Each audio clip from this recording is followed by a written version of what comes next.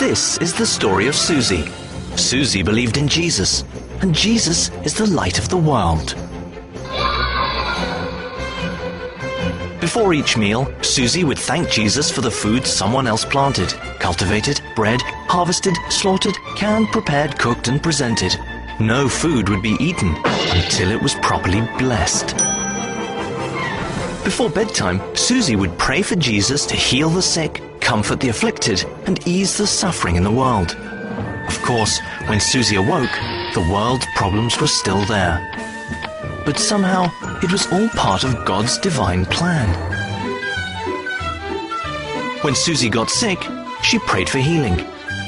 Then she paid a doctor, took prescription medication, and took weeks to recover naturally. When Susie was confused, she prayed for answers. When her ears picked up no audible reply, she simply guessed and called it divine inspiration.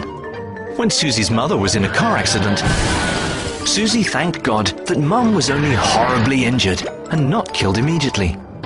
Susie then prayed to Jesus for healing, and then she paid thousands of dollars to trained medical personnel. When Susie's mother died due to complications, Susie buried her at considerable expense amidst the grieving of loved ones. And Susie gave thanks that Mum was with the angels. Susie went to church, thanking Jesus for being so good. When the pastor was suddenly gunned down by a crazed madman during a sermon about divine protection, Susie was horrified, so she prayed a prayer of thanks. The pastor was in a better place. She also prayed for the widow and children, that they would see that it's all part of God's special plan for their lives.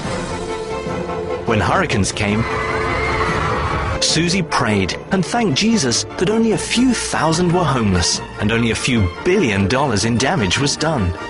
When Susie heard about millions worldwide afflicted with all manner of diseases, she prayed and asked Jesus that a vaccine might be found in somebody's laboratory. After all, it made sense that doctors should do the actual healing.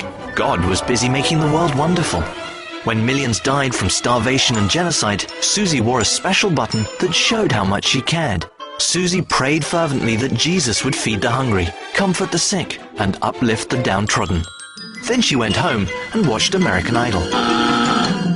Yes, in every neighborhood, in every city, in every state, in every country, across the planet, Susie saw the omnipotent hand and never-failing love of God.